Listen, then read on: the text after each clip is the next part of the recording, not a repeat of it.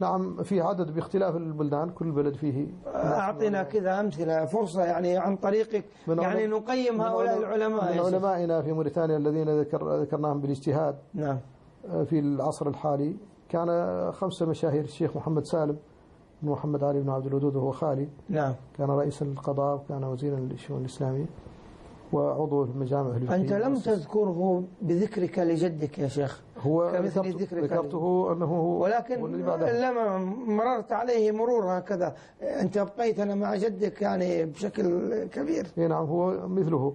نعم. والشيخ بداه بن البصيري إمام الجامع الكبير في نواكشوط رحمة الله عليه، كان أيضا من المهتمين بالاستدلال وبالأدلة من المرتبطين بالكتاب والسنة. نعم.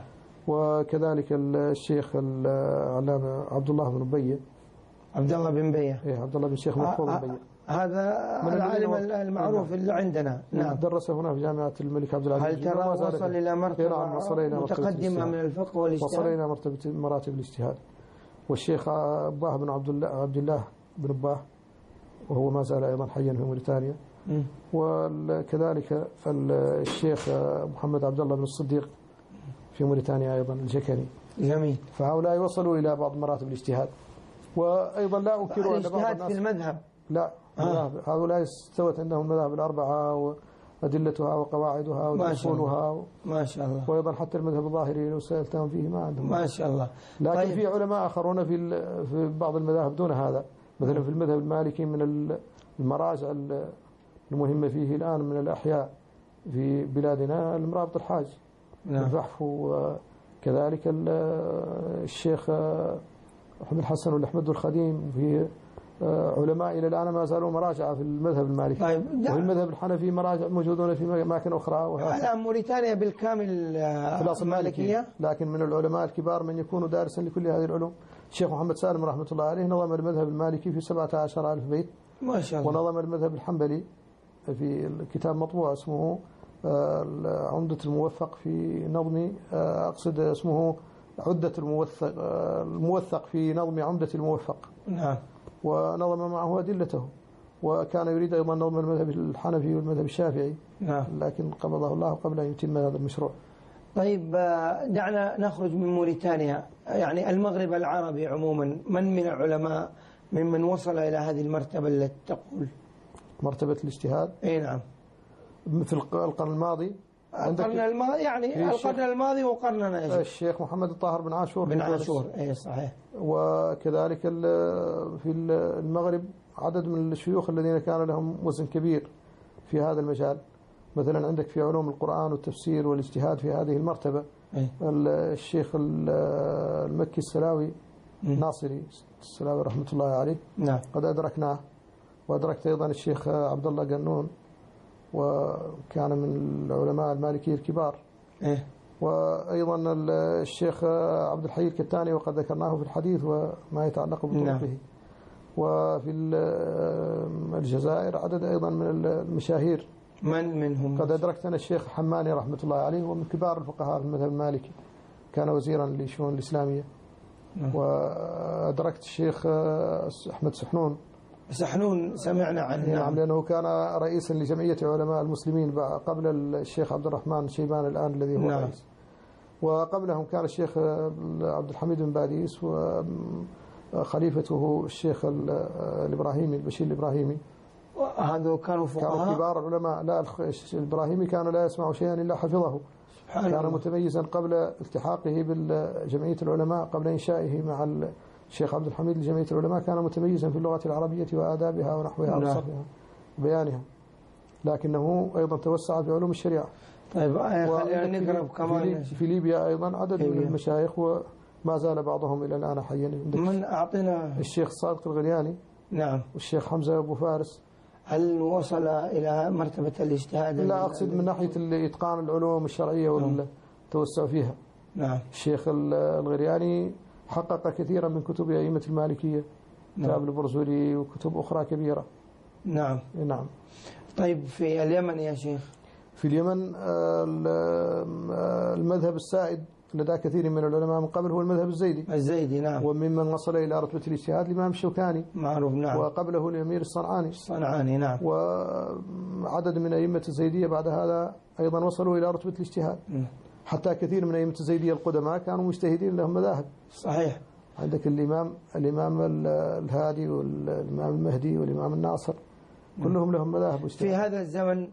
في هذا الزمن عندك الشيخ العمراني ما زال حيا، وعندك عدد من الشيوخ في أماكن مختلفة. طيب نأتي على الخليج، يعني هل في الخليج أحد؟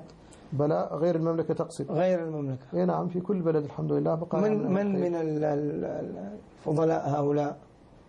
نحن ذكرنا في قطر عندك الشيخ يوسف القرضاوي ما زال نعم. فيها، وعندك الشيخ علي القرداغي في المذهب الشافعي، وأيضا حتى في الاقتصاد الإسلامي. نعم. من المجتهدين في هذا المجال.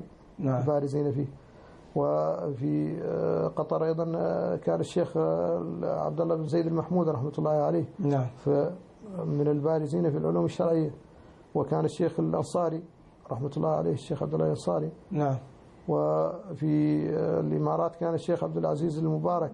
نعم. وهو من آل مبارك من الأحساء والمالكية، لكنهم غير متعصبين، فتمتاز منطقة الأحساء باندماج المذاهب الأربعة. فيها المبارك شيوخ المذهب المالكي. نعم. وفيها عبد القادر والدوغان شيوخ المذهب الشافعي، وفيها الملا شيوخ المذهب الحنفي، وفيها أيضا شيوخ المذهب الحنبلي، وفيها اختلاط بين المذاهب وأخوة وتعاون. نعم. فكانت مدارسها مدارس نافية للتعصب، وهذا مفيد جدا. طيب بلاد الشام يا شيخ؟ بلاد الشام أدركنا عدد كبير من العلماء. أنا من مشايخي الذين أدركتهم الشيخ مصطفى الزرقاء رحمة الله عليه. نعم. وهو أدرك والده الشيخ أحمد الزرقاء، كبار العلماء. وحدثتك عن الشيخ عبد الفتاح أبو غدة رحمة الله عليه. هو الآن الشيخ عبد الستار أبو غدة في مجال الاقتصاد الإسلامي ونحوه من البارزين المتميزين. ولكن تبقى هذه الأسماء يعني عندما تذكر يعني على الأقل في إعلامي. ذكرت من قبل الشيخ شعيب الأرناؤوط والشيخ عبد القادر الأرناؤوط. نعم. كلاهما من الشام. وعندك من بلاد فلسطين هذا كبير أيضا من الأئمة والعلماء. من هو؟ ممن أدركناهم الآن الشيخ عكرمة الصبري. وقد أيضا تعرف في غزة. نعم. الشيخ نزار ريان رحمة الله عليه الشهيد المجاهد. هل كان من العلماء في السنة وفي التفسير وفي الفقه وحتى في اللغة والأدب، كان له باع كبير، ومكتبته هي أكبر مكتبة تقريبا في غزة. ولذلك حاول الصهاينة التخلص منه فقتلوه هو أهل بيته، دمروا بيته عليه. في مصر يا شيخ؟ في مصر عدد كبير أكبر من هذا، لأن مصر أعداد الشعب فيها كبير، فالعلماء فيها أعدادهم أكبر. مثل أنا أدركت الشيخ محمد أبو سنة، وكان قبلنا الشيخ أبو زهراء والشيخ علي الخفيف ومشايخ الأزهر الكبار، أعدادهم كبيرة هائلة. يعني هل أنا إذا يعني علماء أو باحثين هم بالدرجة الأولى قدموا بحوث وقدموا كذا؟ لا، أنا ما حدثتك عن الدكاترة وأصحاب البحوث. نعم.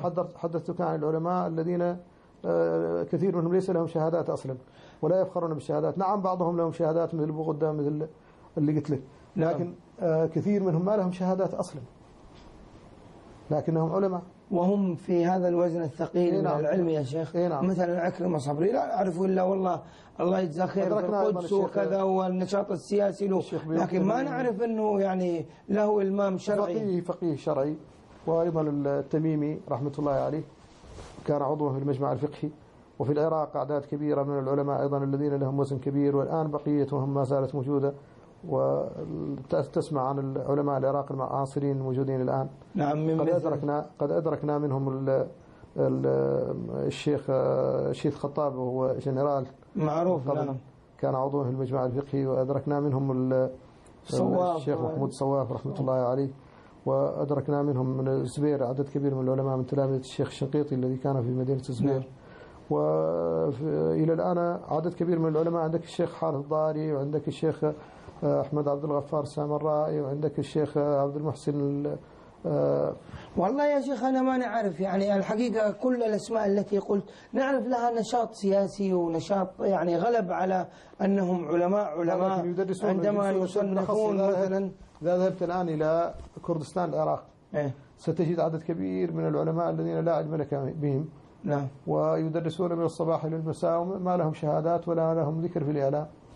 بس لهم هذا الثقل العلمي الذي مثلا أقول أنه الشيخ محمد الحسن الددو يذهب إليهم ويثني الركب أمامهم ويستمع إلى علمهم ويقبل رؤوسهم. لا، غير تأدبك وفضله يعني من العلماء هم الذين يستحقون الرحلة. لا يعني هذا من تأدبك وتربيتك، الله يجزاك خير. لكن أنا أقول أنه تجلس وتثني الركب وتستفيد فعلا يعني فائدة تخرج منها بفائدة رغم تكوين جدك، الله يجزاك خير. نعم، لا يخلو عالم من العلماء من فائدة تجنيها منهم، ما تجلس في مجلس أحد منهم إلا أفادك. طيب يا شيخ، يعني بعد هذا الصبر الطويل نعود للتحميض، الله يجزاك خير. حمض لنا الحلقة كذا، والمشاهد الكريم أكيد تصدع رأسه بعد يعني هذه الفرعيات. أعطينا بعض أنت ذهبت إلى السؤال عن العلماء الرجال وما سألت عن علماء النساء، عالمات النساء. والله يا أخي فاقد الأمل، أنا ما أقول لك أنه عندنا إشكال عدم الاهتمام بالنساء. الذهبي رحمة الله عليه، هذا الإحماض الذهبي في كتابه ميزان الاعتدال في نقد الرجال، بعد أن ترجم ل3600 رجل من رواة الحديث الذين تكلم فيه، قال: باب ذكر المجهولات والمبهمات ومن لم يسمين، ولا أعلم منهن من جرحت ولا من تركوها. يا سلام. لا يعلم في تاريخ الإسلام حديث كانت علته من امرأة بسبب جرحها. يا سلام. لا تعرف مجروحة ولا متروكة في النساء. النساء اللواتي اشتغلن بالعلم قد تكون إحداهن مجهولة، قد تكون غير مسماة، قد تكون مبهمة امرأة، لكن لا توجد فيهن مجروحة ولا متروكة أبدا. سبحان الله. سبحان الله.